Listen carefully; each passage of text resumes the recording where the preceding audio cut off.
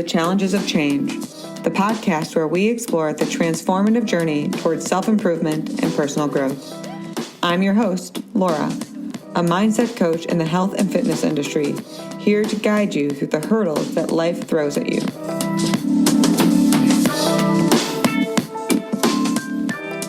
In each episode, we'll delve into practical strategies and insightful discussions to help you manage stress, regulate your emotions, upgrade your mindset, and ultimately reclaim your sense of worth. I'm thrilled to have you join me on this journey of change, challenges, and self-discovery. And we are back for another episode of The Challenges of Change. And today I want to talk about kind of the planning mind versus the experiencing perspective. And what better way to start than with a story? So for those who know me, you know that before I became a coach, I was a very different person. And then I don't know if I was getting married, coaching, starting a business, moving, COVID, all those things happened at like the same exact time. So I can't really say like this is the thing that changed me. But I do know that learning about coaching was a really pivotal way of expanding my perspective and giving me a little bit more clarity in who I wanted to be. I also moved to Florida during that time. And I remember the first time I was going back home to be with my family, who I love, I was nervous. Not because of anything they did, but because I wanted to stay true to myself. And that space didn't feel safe yet. Like this was very new. My parents and siblings were still trying to get to know this version of me. And in a weird way, like they kind of lost who I was. It's a complex thing that we don't talk about with personal development is how it changes relationships. Not always for the worse, but there's an adaptation period.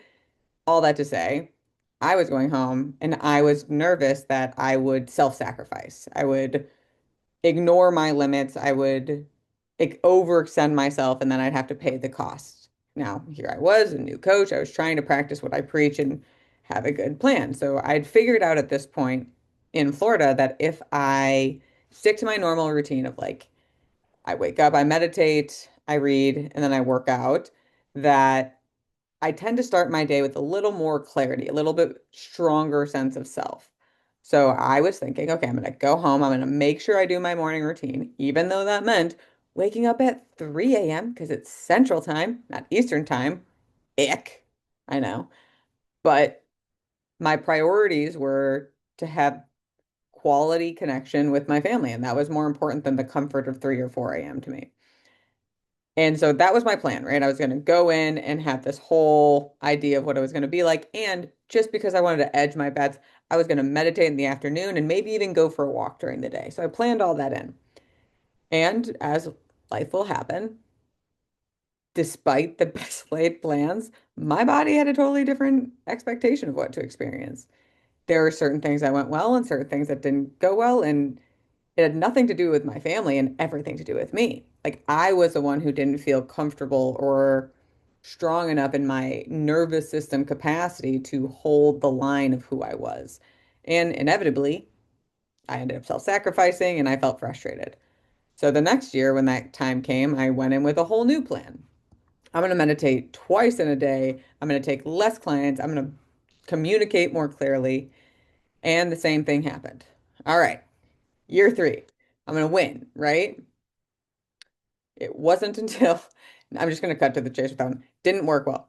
It wasn't until year four of me going home regularly that I realized this isn't working. That me trying to plan to put in enough capacity for me to feel safe enough to be myself, it wasn't working. And what I realized, and this is a conflict that a lot of our clients come up against, is trying to have a sense of balance, trying to create a new norm in yourself, trying to stay true to yourself and not self-sacrifice, not overgive. If you're trying to be a more evolved version of yourself, your nervous system is going to experience that as a threat. And you can plan for capacity all you want, but capacity isn't something you necessarily can always plan for. Can it help? Sure. Is it going to be the only solution? No.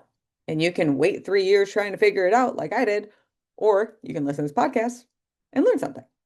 You're here already, so good job. What I realized is even if I planned, I needed to be able to respond. So I built in the extra space in my nervous system. I meditated, I walked, I had the right boundaries, and then work stressed me out. Again, this doesn't have anything to do with my family per se. It was just the environment of for my nervous system. Work ended up stressing me out, and that could have easily sent me down the rabbit hole like it had previous years. But I recognized it and realized this is the moment that I need to respond. And so I took some deep breaths. I went in the other room. I listened to some calming music for about 5 minutes, and then I got back to work. And it was better. And then life went on, and families had a way of triggering us. Someone triggered me in some way, I don't remember what. And I removed myself and I went to the restroom. And there's something about running warm water over my hands that I find very calming. And that's all I did. And then I returned. And then it was fine. And it was after that, I was like, oh my God, this is what it is.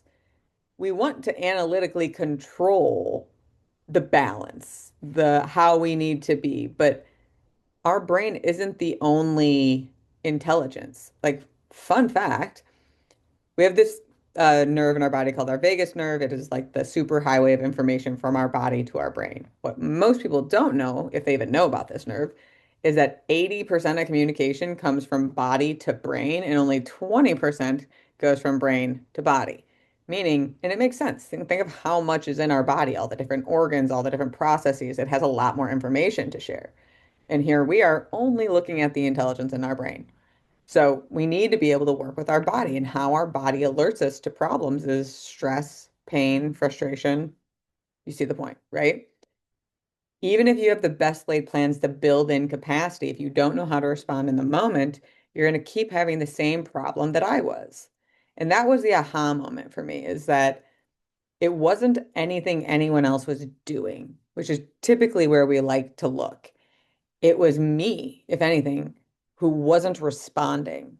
I was trying to control how to be, how I needed to be, and prepare ahead of time enough so that when the inevitable stressors of life showed up, I would feel I built in enough bank to get me through.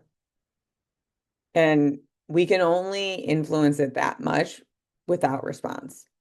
Now, why do this, right? Why not just go with the simple fix and blame the people outside of us or just stick in the same stuck space? One, that's not fun. Like, I don't like being stuck. I don't like spinning around the same pain point. I don't know about you guys, but I don't think most people like that. But also, I love my family. I wanted to be able to connect with them and be true to myself. And that was more of a learning curve for me than anyone else. But it was a worthwhile learning curve for me. So yeah, it was uncomfortable. But guys, like life is pretty uncomfortable a lot of the time. So like, is it worth being uncomfortable to have better connections with my family? You bet your bottom dollar. Heck yeah, I'd bet down on that every single time. And so yes, it was uncomfortable and I had to learn a new skill. But these are the skills that now help me in so many other avenues of my life because having that strong connection with my family was important enough for me to learn how to navigate my own system in a way that I could be true to myself. Because the other truth of it is, my family wasn't asking me to be anyone else. I was scared, or more specifically, my nervous system was afraid that I wouldn't be accepted as who I was.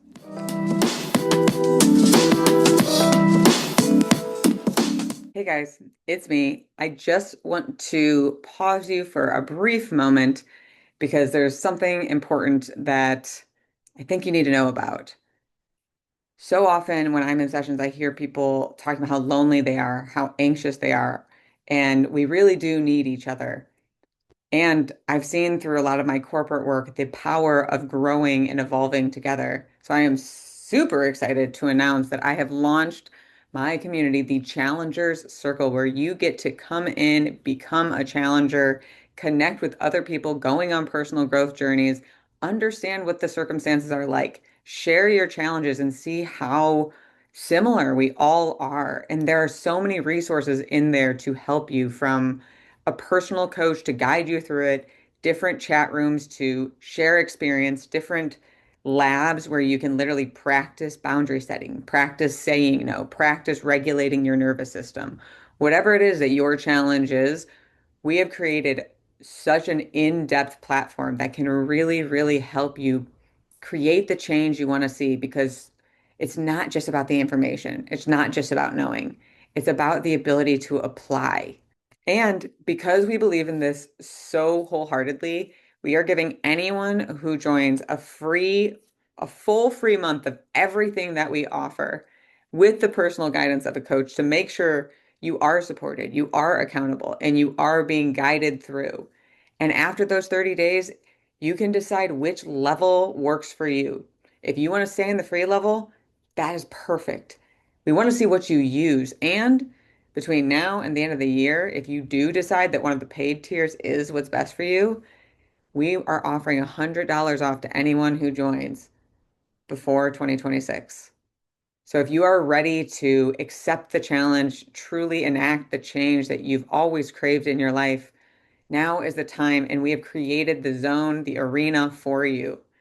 It's time to come home to yourself, and that is what the Challenger Circle stands for.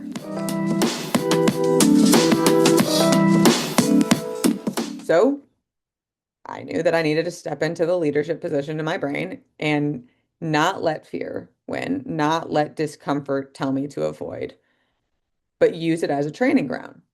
So with this new clarity of, okay, I have to be able to respond in kind to the warning signs that my nervous system is giving me, how do I do that? Well, it starts with learning your signals. Like, oh, you've heard me say this before, awareness is always where we start because if you aren't aware, how can you do anything, right? Think about year one, two, and three of my story. I wasn't really reflecting on what was or wasn't working. I just knew it didn't work. And I thought, oh, I must analytically control this a little bit differently and then it'll work. But that's the power of adaptation is recognizing enough tries before you're like, okay, something's off. How can I fix it? So I had to train my system by getting aware of it. What did that look like? That looked like having random timers go off during the day and just doing like a body scan and noticing the depth of my breath, noticing if there was tension in my body anywhere, in my shoulders, in my calves, in my glutes, in my jaw. And I don't know if you guys get this, but like if I'm feeling very energized and that can be angry or excited or anything in the middle of that, and I'm trying to sit still, I'm very fidgety. So did I have kind of fidgety energy or could I like calmly sit in place? So I pretty much just did a body scan to understand the energy space of my body. And I will also say I practiced yoga nidra, which was really, really helpful actually in understanding how my body experiences different states. So then I could be more prepared when I'm actually in those circumstances. So I did that before year four, right? So I started the awareness of like, oh, this is how my body tells me something's off. I'm stressed. I'm worried, whatever it's going to be. Then what? How do I actually calm my system? It's different for every single person. I know we all want the like, this is what will work for everyone. But sadly, we are these beautiful, complex creatures and it just doesn't work that way. What I will tell you is two key things. One, there's a top-down way of regulating, meaning we lead our with our brain to calm our body, and a bottom-up way of regulating, meaning we use our body to calm our brain.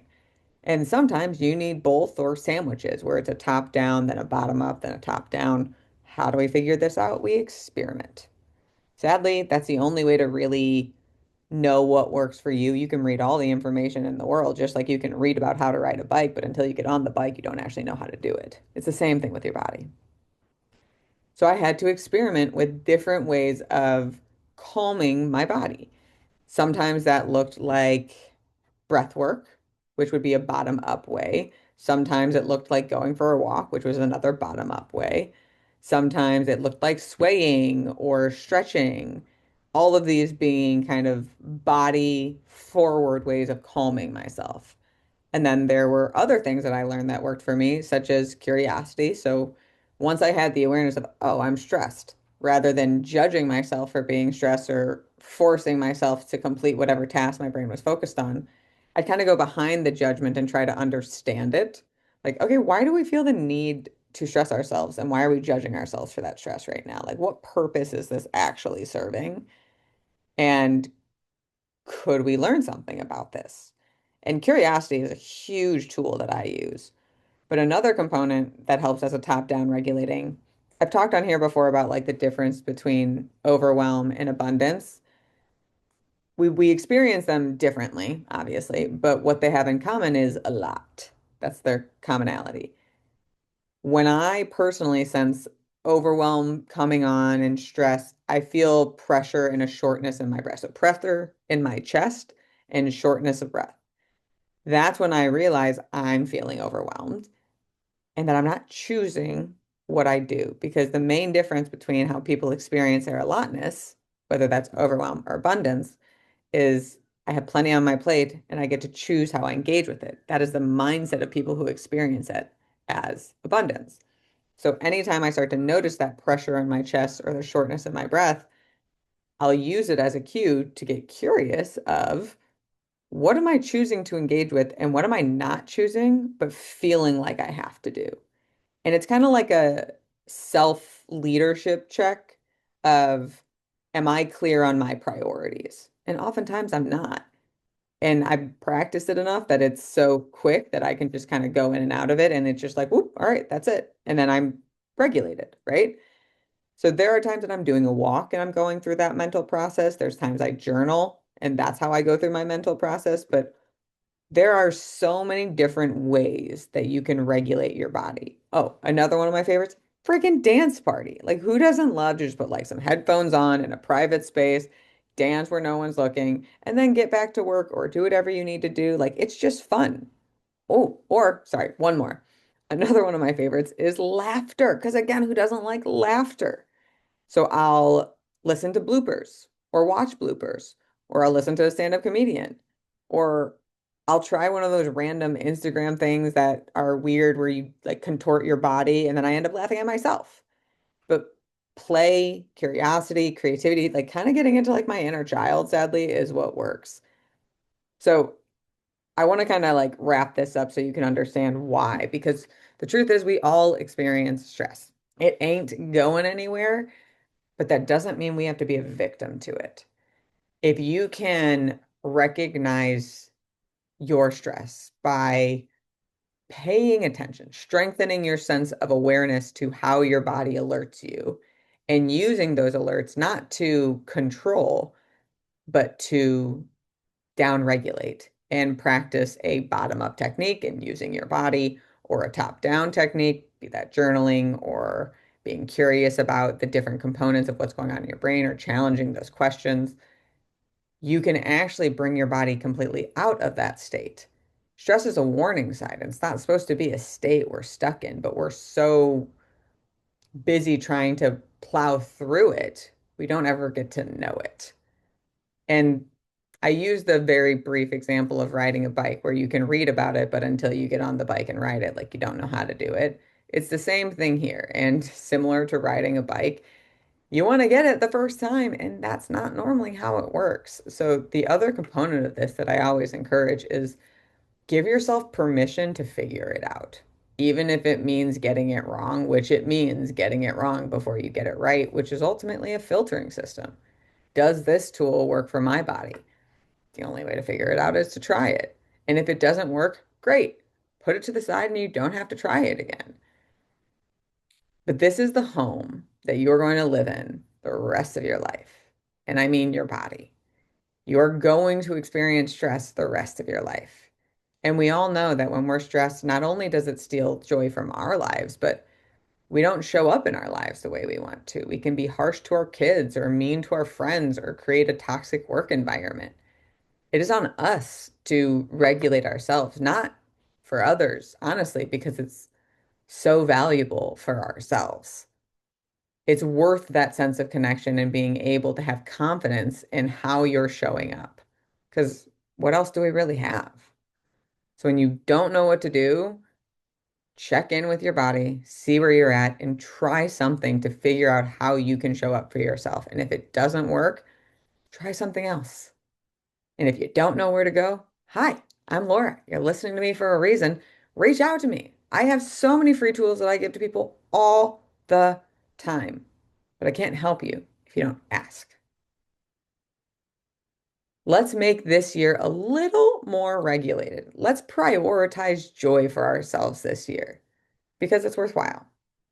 But that is all I have for you today. Thank you, as always, for tuning in. Share this with a friend, comment below, reach out for help, whatever. But whatever you do, be true to you. And I'll see you next time.